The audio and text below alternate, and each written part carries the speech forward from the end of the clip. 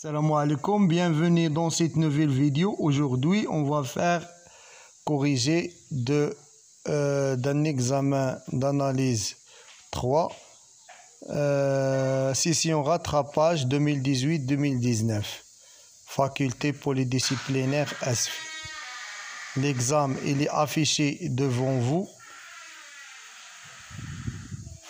Alors, on va faire seulement l'exercice 2 et 3.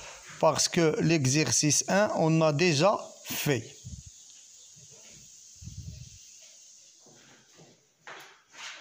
Alors, on commence par l'exercice 2. Comme j'ai dit, l'exercice 1, on a déjà fait. Alors, vous trouverez le lien de l'exercice 1 à la description de la vidéo. Donc, f est une application définie sur i, dont f par f de x égale à x au carré moins 1 log de la valeur absolue de 1 plus x sur 1 moins x. Première question, on doit déterminer un développement limité à l'ordre 3 au voisinage de 0 de f.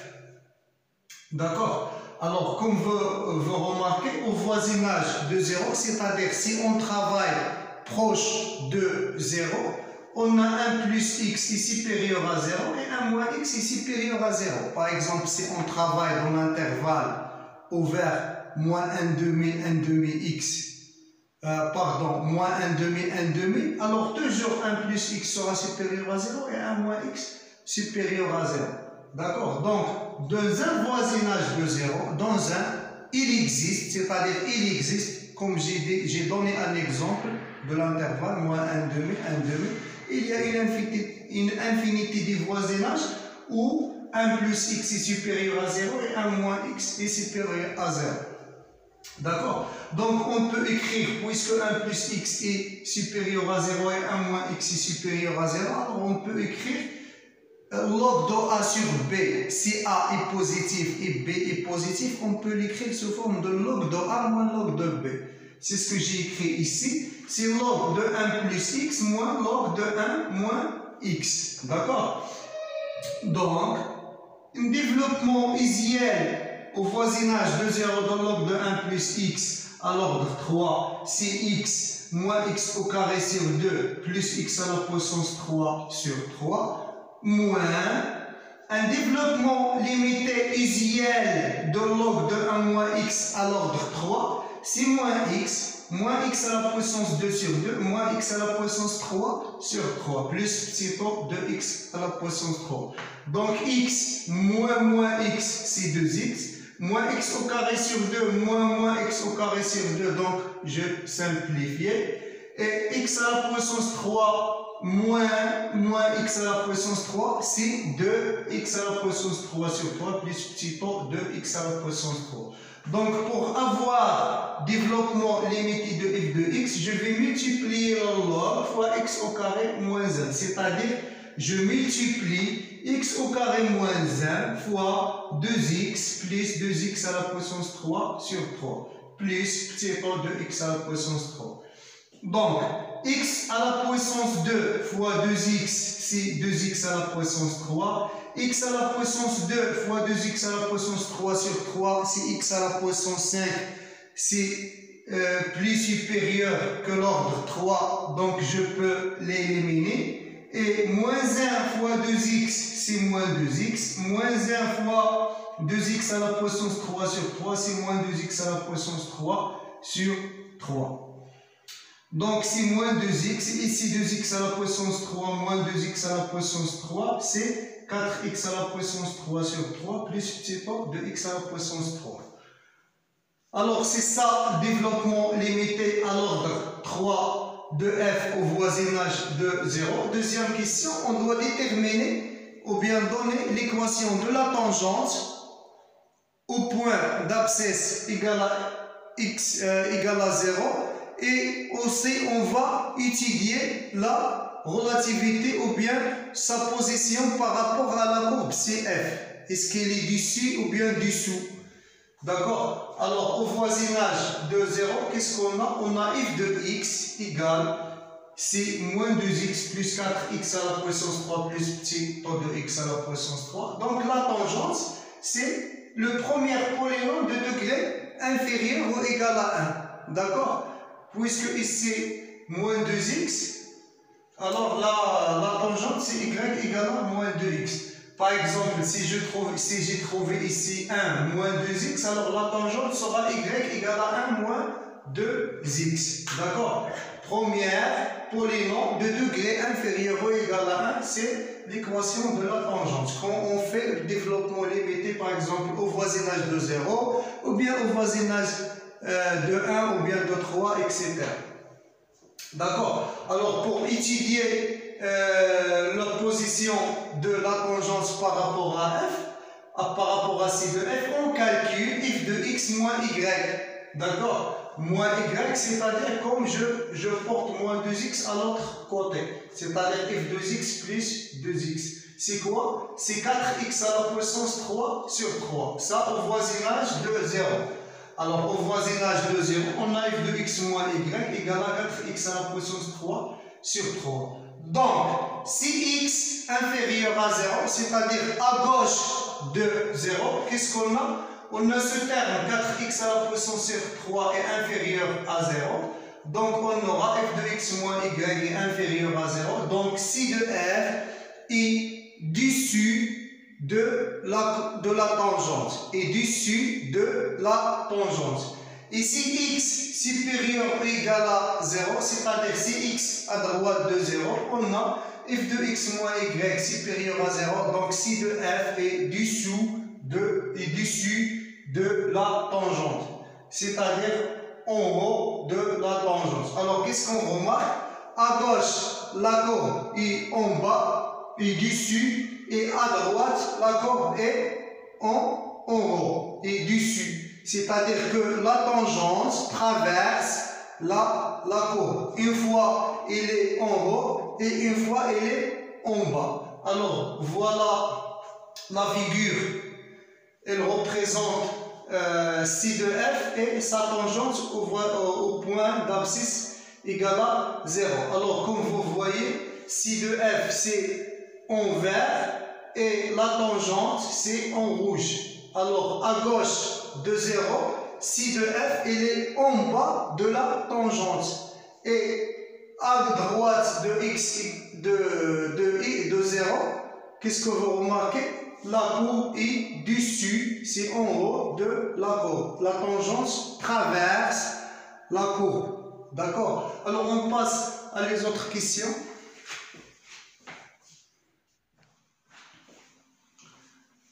Troisième question. Alors, on doit chercher l'asymptote A au voisinage de plus l'infini. Alors, pour cela, on va faire un changement de variable x égale à 1 sur h. Alors, on aura quand x tend vers l'infini, h, ça va tendre vers 0. Et 0 plus exactement. Donc, à la place de travailler au voisinage de plus l'infini, on va travailler au voisinage de 0 pour h. Donc, qu'est-ce qu'on a? On a f de x. Je remplace x au carré par 1 sur h, c'est 1 sur h au carré moins 1, log de 1 plus 1 sur h, 1 moins 1 sur h. Donc, c'est 1. Ici, c'est 1 moins h au carré sur h au carré. Et ici, log de la valeur absolue de h plus 1 sur h, h moins 1 sur h. Je simplifie par h.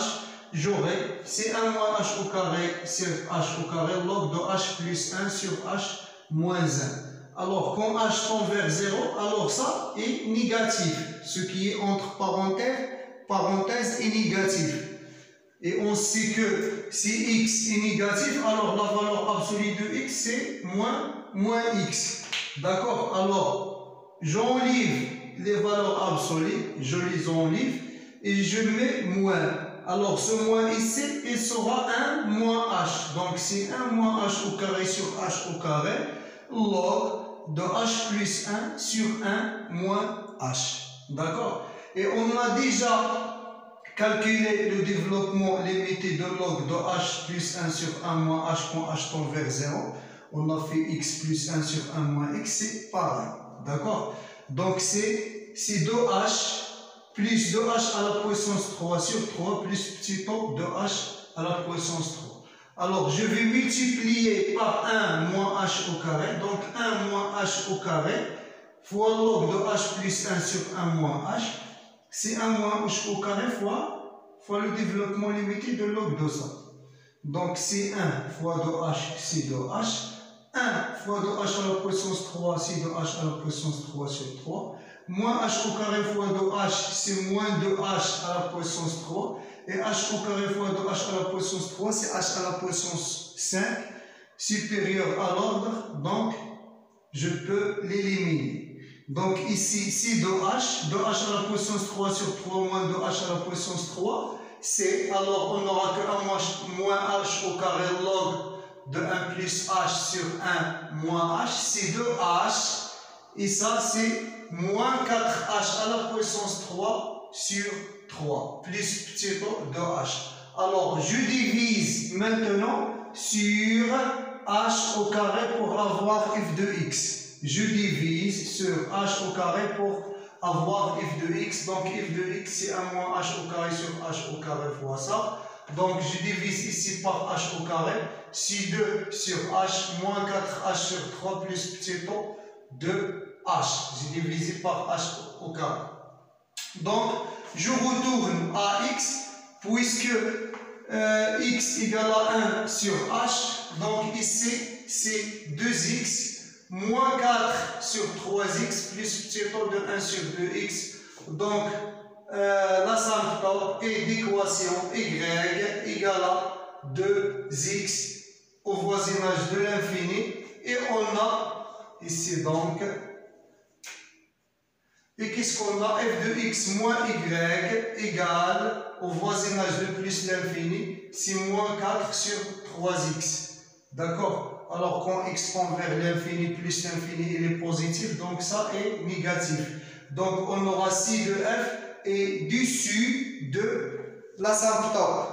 D'accord? Alors, voilà la figure. Elle montre que le graphe CF est dessus de l'asymptote. Le graphe C de F est en vert et l'asymptote A est en rouge. Il est dessus au voisinage de l'infini. Il est dessus. D'accord? Alors, c'est fini pour l'exercice 2. On passe à l'exercice 3. Avant de commencer l'exercice 3, on va faire une petite rappel. Alors, on se pose ou bien soit f de t, un court paramétré. Alors, on dit que le point f de t0 est un point régulier si f' de t0 est différent de 0. C'est-à-dire l'un des fonctions x de t ou bien y de t sont dérivées et différentes de 0. C'est-à-dire x' de t0 différente de 0 ou y' de t différente de 0. D'accord? Alors dans ce cas, on dit que f de t0 est régulier. Et on dit que f de t0 est un point singulier si f' de t0 égale à 0. D'accord? C'est-à-dire que la dérivée pour la fonction x' de t0 est égale à 0 et y' de t0 égale 0. Alors, pour chercher les points singuliers d'un court paramétré, on doit résoudre le système x' de t égale à 0 et y' de t égale à 0. Alors, les solutions de ce système, alors ce sont les points singuliers. Et pour déterminer la nature d'un point singulier, alors on doit suivre les étapes suivantes. D'accord? Alors on suppose que f de t0 est un point singulier. Alors puisque f de t0 est un point singulier, alors son dérivé f' de t0 est égal à 0, 0. D'accord? Alors on va essayer de dériver successivement. Alors on calcule f second et on essaye est-ce que f second est différent de 0, 0. D'accord? Alors on calcule premièrement f second de t0. Si on trouve que f de t0 est différent de 0, 0, alors on arrête. D'accord? On a trouvé le vecteur des vecteurs.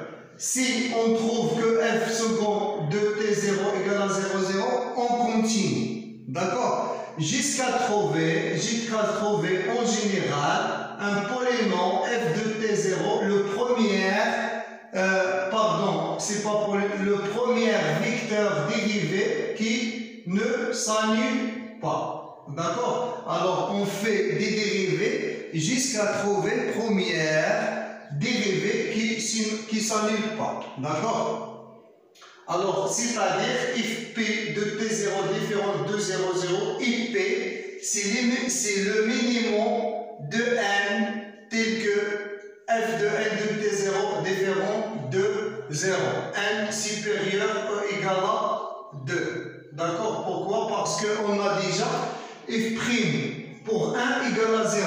Alors, on va essayer les dérivés qui sont supérieurs à 1. Les dérivés supérieurs à 1. Dérivés 2, 3, 4, jusqu'à trouver première dérivée qui ne s'annule pas. D'accord? Et c'est bon.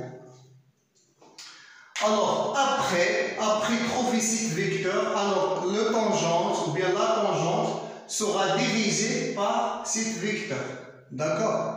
Sera dirigée par premier vecteur qui ne s'annule pas. Après, on cherche le premier vecteur dérivé libre avec fp de t0. D'accord? Alors, quand on trouve le vecteur qui ne s'annule pas, alors on continue autrefois de dériver la dérivée p plus 1, p plus 2 jusqu'à trouver à notre dérivé ou bien notre vecteur ou bien notre point qui est libre avec fp de t0. D'accord? Par exemple, si je trouve f de 2 égale à 1, 2, d'accord? Ici, je calcule f de 3 et je trouve que si 2, 4. Alors, 1, 2 est lié avec 2, 4. Pourquoi? Parce que si je multiplie ici par 2, j'aurai 2, 4. Donc, ça et ça sont liés. Alors, je dois continuer. Si je trouve par exemple f4 égale à 5, 10, alors il est encore lié avec ce vecteur. Alors, je calcule. Par exemple, si je trouve f de 6 égale à 1, 3. Alors, 1, 3 est libre avec 1, 2. Alors, j'arrête. D'accord? Dans ce cas, je note ça, c'est le nombre P et ça, c'est le nombre Q. Alors, on a 3 cas pour déterminer la nature.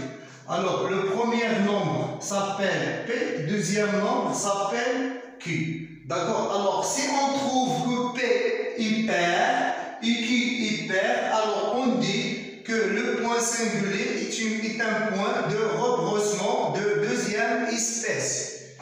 Si on trouve que P est pair et Q est impair, on dit que c'est un point de rebroussement de première espèce. D'accord? Et si P impair et Q pair, on dit que c'est un point normal ou bien même plat. Et dernier cas, si Q impair et P impair, les deux nombres impairs, alors on dit que c'est un point d'inflexion.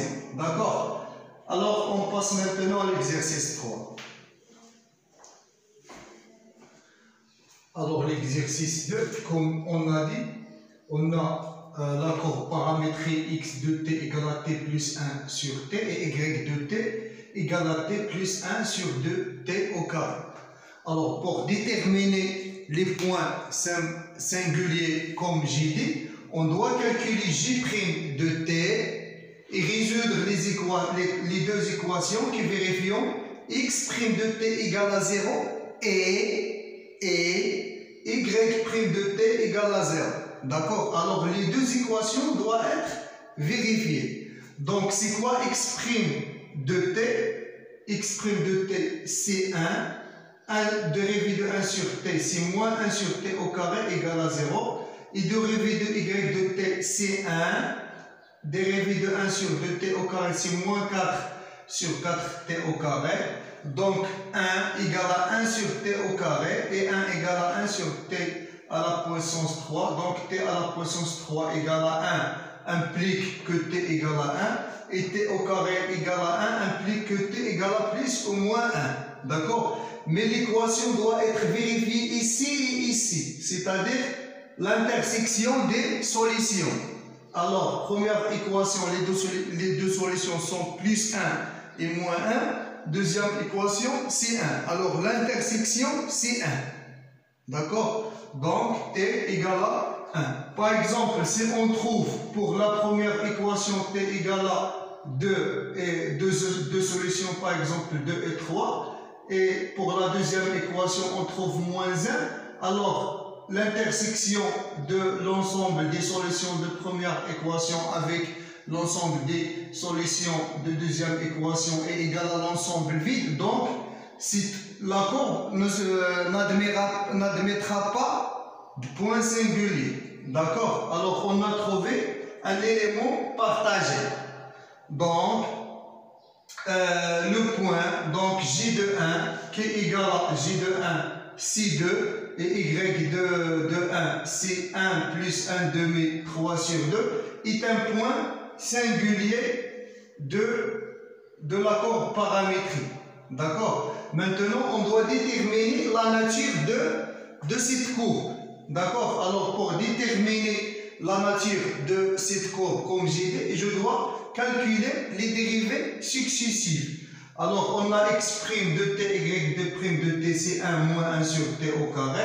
Et y' de t, c'est 1 moins 1 sur t au carré. Alors, je calcule la dérivée seconde, x seconde de t, y seconde de t, c'est, alors x seconde, c'est ça, 1, c'est 0, et moins 1 sur t au carré, c'est 2 sur t à la puissance 3.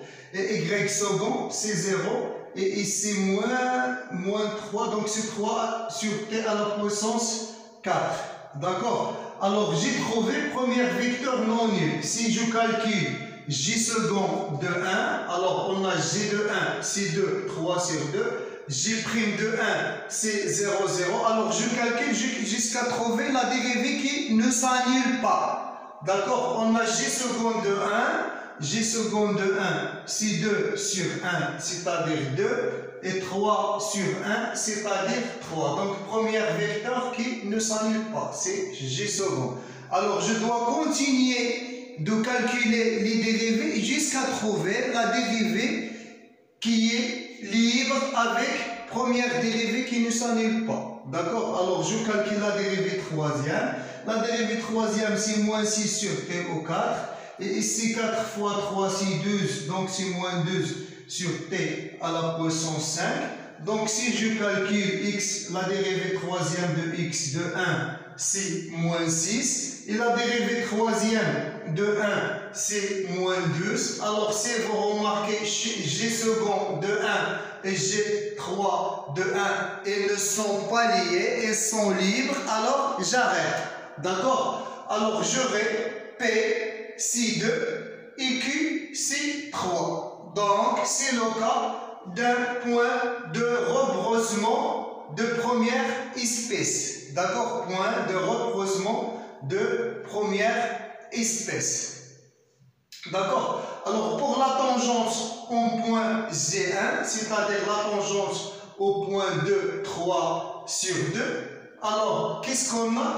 On a la tangente, ça va passer par le point M1, M1 c'est-à-dire G de 1, et dirigé par premier vecteur qui ne s'annule pas, et dirigé par M seconde de 1, c'est-à-dire G seconde de 1. Alors, quel que soit x, regardez bien, on a une droite qui passe par J de 1 et dirigée par le vecteur G second de 1. Alors, quel que soit M appartient à cette droite, on aura 7 points M de 1. Alors, on va noter c'est M de 1. Alors, on aura que 7 points M de 1, M et collinéaire avec G second de 1. D'accord? Il est collinéaire avec G second de 1. Qu'est-ce que ça veut dire collinéaire? C'est-à-dire le déterminant égal à 0. C'est-à-dire collinéaire, ils sont liés. D'accord? Ils sont liés. Alors, c'est-à-dire que leur déterminant égal à 0. Donc, c'est quoi les coordonnées de M1, M? C'est X. D'accord, parce que M, X, Y, les coordonnées de M, ce sont X, Y. Donc, si X moins M1, C2, c'est G1. c'est x moins 2, y moins 3 sur 2, et les coordonnées de m second de 1, c'est-à-dire g second de 1, c'est de 3. Donc 3x moins 6 moins 2y, moins 2 fois moins 3 sur 2, c'est plus 3 égale à 0. Donc on aura que y égale à 3 sur 2x moins 3 sur 2. D'accord? Alors voilà la figure, elle est affichée devant vous. Alors la courbe paramétrique, comme vous remarquez, et la tangente passe entre les deux parties de la courbe, parce que J de 1 est un point de deuxième espèce. D'accord? Alors, c'est fini pour cette question. On passe à la troisième question.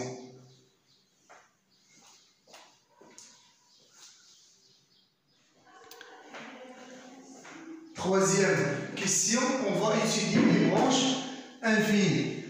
Alors pour cela, on calcule les limites sur les bornes.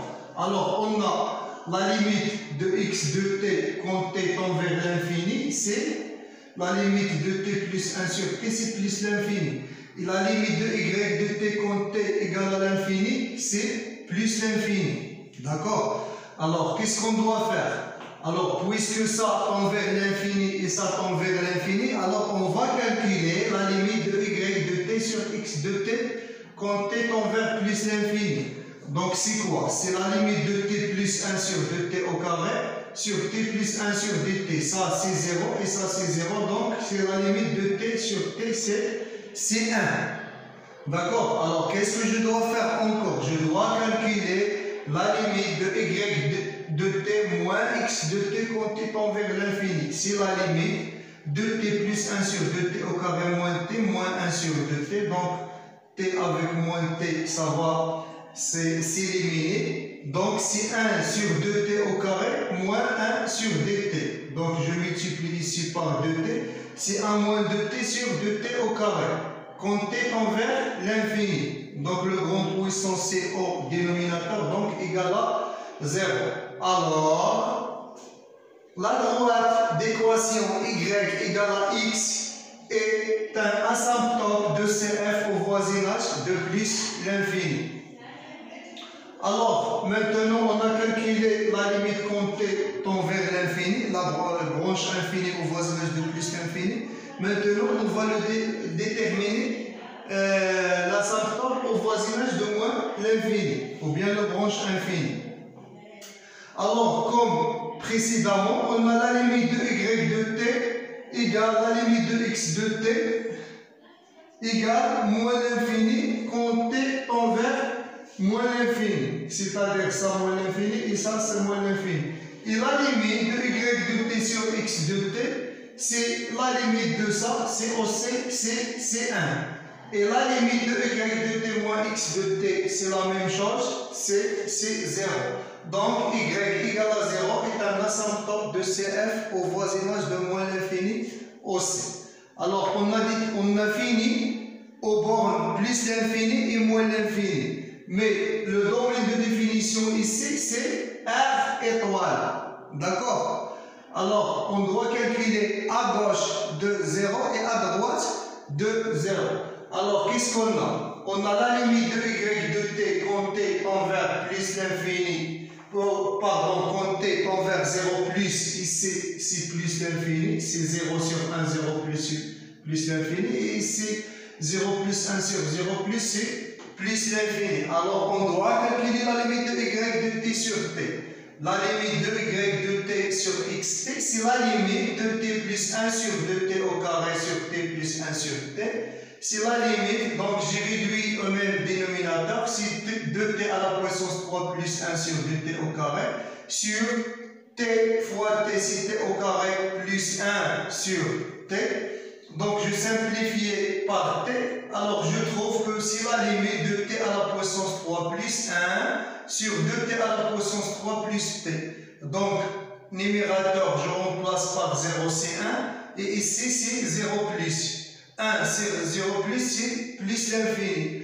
Donc, qu'est-ce que je peux dire? Je peux dire que CF admet une branche parabolique dirigée vers l'axe des ordonnées, vers l'axe Y au voisinage de plus l'infini. Pourquoi? Parce que j'ai trouvé que la limite de Y de t sur X de t tend vers l'infini. C'est la même chose pour quand la t tend vers 0 moins, de x t c'est moins l'infini, et y de t quand t tend vers 0 moins c'est plus l'infini. Alors je dois calculer la limite de y de t sur x de t.